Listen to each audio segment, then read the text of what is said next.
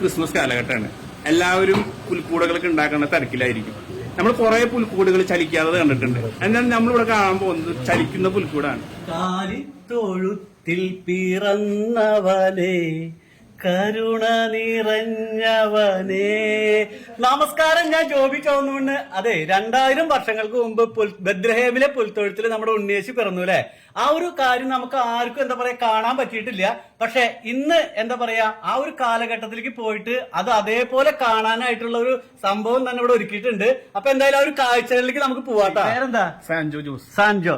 ഇങ്ങനെ ഒരു നഗരം ഉണ്ടാക്കിയെടുക്കാനായിട്ട് എത്ര ദിവസം എടുത്തു? ഏതാണ്ട് ഒരു 3 മാസത്തോളം എടുത്തു. 3 മാസം. എന്തൊക്കെ വെല്ലുവിളി നേരിട്ടു ഈ ഒരു സംഭവം ചെയ്യാൻ? പല രാത്രികളും ഉറങ്ങിയിട്ടില്ല. പിന്നെ ചില സാധനങ്ങൾ കിട്ടാൻ ബുദ്ധിമുട്ടുണ്ടായിരുന്നു.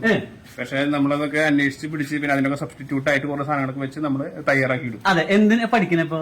ഞാനിപ്പോ പഠിപ്പ് കഴിഞ്ഞു. ഞാൻ ഡിപ്ലോമ മെക്കാനിക്കലാണ് പഠിച്ചു കഴിഞ്ഞത്. കഴിഞ്ഞിട്ടൊരു സ്ഥലത്ത് ട്രെയിനിങ് ചെയ്തിരുന്നു. ഇപ്പൊ ഞാൻ വേറൊരു കോഴ്സ് ചെയ്തിരിക്കുകയാണ്. അതെ അല്ലെ. എന്റെ ഒരു കാര്യം ചെയ്യാം, നമ്മളൊക്കെ ഞാനടക്കമുള്ള എല്ലാരും എന്താ പറയാ ഞെട്ടാൻ പോവാണ്. നമ്മളൊക്കെ വേണ്ട, അത് ഞാൻ പറയണില്ല. എന്തൊരു കാര്യം ചെയ്യാം, നമുക്ക് ആ കാഴ്ചകളിലേക്കാണ് പോയാലോ. അത്യുന്നതങ്ങളിൽ ദൈവത്തിന് മഹത്വം, ഭൂമിയിൽ ദൈവകൃപ ലഭിച്ചവർക്ക് സമാധാനം. ഇതാ മാലാക അതിനെ ചിറകൊക്കെ ആട്ടി ഇങ്ങനെ നിൽക്കിട്ടല്ലോ. അതെ, ആദ്യം തിരുക്കുടുംബത്തിലേക്ക് പോവാം. തിരുകുടുംബത്തിൽ നിന്ന് തുടങ്ങാലേ? അതെ. വിവരിച്ചു. അതെ, ഇതേ മാതാവ് ഉണ്ണീനെ കുമ്പിടുന്നു, ഔസപിതാവ് ഇതേ ഉണ്ണീനെ ആട്ടുന്നു. അതെ, ഒരു വിളക്കൊക്കെ ഉണ്ട്. ഇനി നമുക്ക് പോകാനുള്ളത് പൂജരാജാക്കന്മാരിലായ മീറ കൊണ്ടുവന്ന രാജാവിനെയാണ്. മീറിനാണ് മീറ. ആ രാജാവ് കുമ്പിട്ട് വണങ്ങുകയാണ്. അതെ അല്ലെ, ഒരാളോട് എത്തിച്ചു നോക്കണ്ടല്ലോ. അതെ, അന്നത്തെ ആ ജനങ്ങളെയാണ് നമ്മൾ സൂചിപ്പിച്ചിരിക്കുന്നത്. അവിടുത്തെ ഒരു കുട്ടി ജനല് തുറന്ന് നോക്കുന്നതാണ്. നോക്കാണ് എന്താണ് സംഭവിച്ചത്. ഒരാളോട് തലാട്ടിക്കൊണ്ടിരിക്കുന്നു. അതെ, അത് ഈ ഔസപിതാവും മാതാവും വന്ന കഴുതിയാണ് കാണുന്നത്. അതെ അല്ലെ. ഇനി എവിടേക്ക് പോവാ? അടുത്ത രാജാവ് സ്വർണം കൊണ്ടുവന്ന രാജാവാണ് കാണുന്നത്.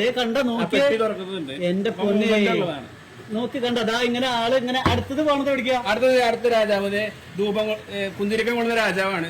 രാജാവ് ഇങ്ങനെ കുന്തിരിക്കം വീശിക്കൊണ്ടിരിക്കുകയാണ്. ഇതേ കണ്ട നമ്മുടെ ചാക്ക് ചരടൊക്കെയാണ് ഇദ്ദേഹത്തിന് വേണ്ടി ഉപയോഗിച്ചിട്ടുള്ളത്. ഇത് വേറെ എന്തൊക്കെയാ മെറ്റല്? ഇത് അതിൽ ഉപയോഗിച്ചിരിക്കുന്ന അലുമിനിയം ഷീറ്റുകളും ഒക്കെയാണ് ഉപയോഗിച്ചിരിക്കുന്നത്. അടുത്ത എവിടേക്ക് പോവാ? അടുത്തത് നമുക്ക് അതിന്റെ അടുത്തത് ഒരാള് അവിടെ വർക്ക് ചെയ്യുന്നവര്, അതായത് അന്നത്തെ കൊല്ലനാണ് അവിടെ കാണിച്ചിരിക്കുന്നത്. എന്റെ പൊന്നെ, പിന്നെ അവിടെ അടിക്കണു. ഇത് ചുറ്റിക വെച്ചിട്ടുണ്ട്. അതുപോലെ ചിരട്ടക്കന്നല് കത്തുന്നല്ലേ അത് കാണുന്നത്? അതിന്റെ ആ ഒരു പ്രവർത്തനം തന്നെ നോക്കി. ഇനി അടുത്തത് ഒരു തൊഴുത്താണ് അവിടെ. അന്നത്തെ കാലഘട്ടത്തില് കന്നുകാലികളെ മേക്കിലായിരുന്നു നിങ്ങളുടെ ആട്ടിടയന്മാര് നോക്കി ആ തീ പോലും നോക്കി ആള് ഉണ്ടാക്കിയേക്കണം. നോക്കി ശരിക്കും കനല് കത്തുന്ന പോലെ അല്ലെ. ഇതാ അവിടെ നിന്ന് ഇങ്ങനെ അങ്ങോട്ട് പോയി കഴിഞ്ഞാൽ നമ്മള് ഒരു കഴുത പൊടിക്കുന്നതാണ് കാണുന്നത്. എവിടെ? അതെ, കണ്ട അന്നത്തെ കാലത്ത് കഴുതുകളാണ് അന്ന് ഈ ധാന്യങ്ങൾ പൊടിക്കാനായിട്ട് ഉപയോഗിച്ചിരുന്നത് അല്ലെ. അത് കറങ്ങുന്നു. അതൊക്കെ പറഞ്ഞിങ്ങനെ നിൽക്കുമ്പോ തന്നെ ദേ ഇങ്ങനെ കണ്ട ഇതിന്റെ ഒരു അവിടെ തൊഴുത്ത് ആടുങ്ങൾ മേയുന്നൊരു സംഭവം ഉണ്ട് അല്ലേ.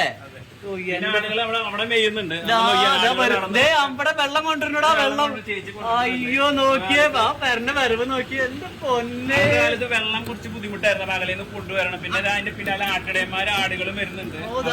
നോക്കിയേ, കുടുംബടക്കം വരുന്നുണ്ട്. ദൈവമേ, നിങ്ങളെ സമ്മതിച്ചുവിട്ടെ. എനിക്ക് തോന്നുന്നു ലോകത്തിൽ ഇങ്ങനെ ഒരു കാഴ്ച ആദ്യമായിട്ടായിരിക്കും. അത് ഈ ക്രിസ്തുമസ് ദിവസത്തിലല്ലേ. എബി നോക്കിയടാ എങ്ങനെ ആ കവാടം കണ്ട, ആ കവാടത്തിന്റെ ഉള്ളിലേക്ക് ഇത് എങ്ങനെ കൊണ്ട് പോവാണ് കേട്ടാ. എന്റെ പൊന്നെ, ഫ്രൂട്ട്സ് വെക്കുന്നതാണ് കാണുന്നത്. ഇവിടെ കച്ചവടം ചെയ്യണ്ടല്ലോ. അപ്പൊ ആൾക്കാർ പോകുമ്പോ അവര് ആകർഷിക്കാൻ വേണ്ടിട്ടല്ലേ. സമ്മതിച്ചു.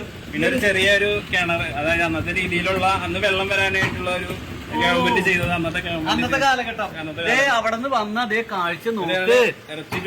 ഇറച്ചി ചുടുന്നത് കേട്ടോ. അതേ നോക്കി ആ തീ കാണിച്ചേ കണ്ട. തൊട്ടിപ്പുറത്ത് വിറകാണ്. വിറക് നിങ്ങൾ എത്രത്തോളം ഇതിനെ എന്താ പറയാ നിരീക്ഷിച്ചിട്ട് അല്ലെങ്കിൽ നോക്കിയേ. അവിടെ നിന്ന് വന്ന ആ പട്ടണം പോലും അന്നത്തെ ഒരു കാലം. ഈ നിർമ്മിതിയൊക്കെ അന്ന് ബെത്ലഹേം നിർമ്മിതിയാണ്. ഈ ആർച്ചൊക്കെ അവിടത്തെയാണ്. അതെ അല്ലേ.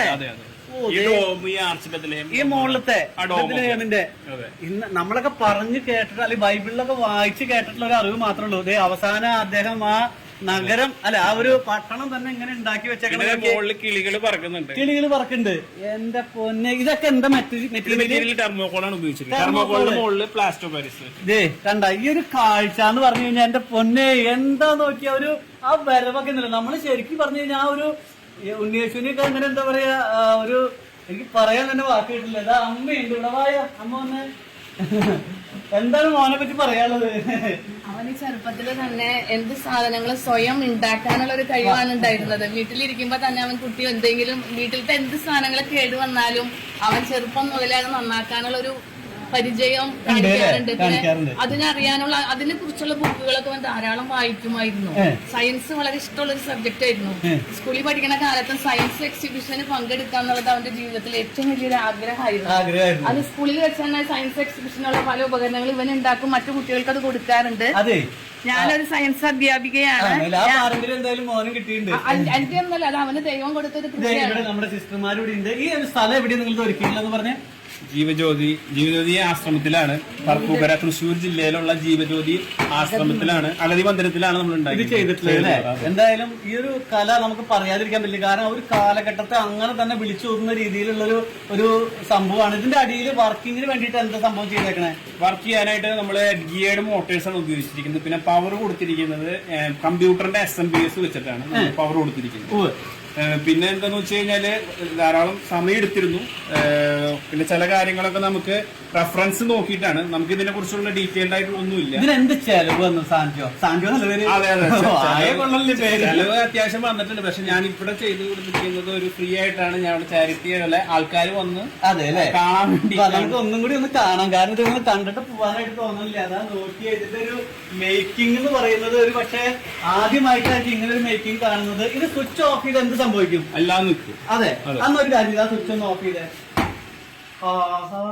എല്ലാം അവസാനിച്ചു, നിശബ്ദമായി. ഇതേ വീണ്ടും എബി എന്ന് കാണിച്ചടാ. എല്ലാം അതേപോലെ തന്നെ. ഇതാ വീണ്ടും സ്വിച്ച് ഇട്ട് കഴിയുമ്പോ എവിടെ വരും നോക്കാട്ടാ. സ്വിച്ച് ഇട്ടേ. ഇതാ വീണ്ടും പോയിടാ. ഒന്നേന്ന് തുടങ്ങി. എന്റെ പൊന്നെ, സംഭവം അപാരം തന്നെ. ഇനി ഒന്നും പറയാനായിട്ടില്ല. അപ്പൊ ഈ ഒരു ക്രിസ്മസ് എന്താ പറയാ, എല്ലാവർക്കും ഒരു ഹാപ്പി ക്രിസ്മസ് ഞാൻ നേരാണ്. അടുത്തൊരു വർഷം വരെ എന്താ പറയാ, എല്ലാവരും ദൈവത്തിന്റെ കരങ്ങളിൽ ഭദ്രമായിട്ടിരിക്കട്ടെ. അപ്പൊ പ്രാർത്ഥനയോട് കൂടി നമുക്ക് മുന്നോട്ട് പോവാം. ഇതുപോലുള്ള നല്ല വീഡിയോ ആയിട്ട് വരുന്നതായിരിക്കും. Thank you.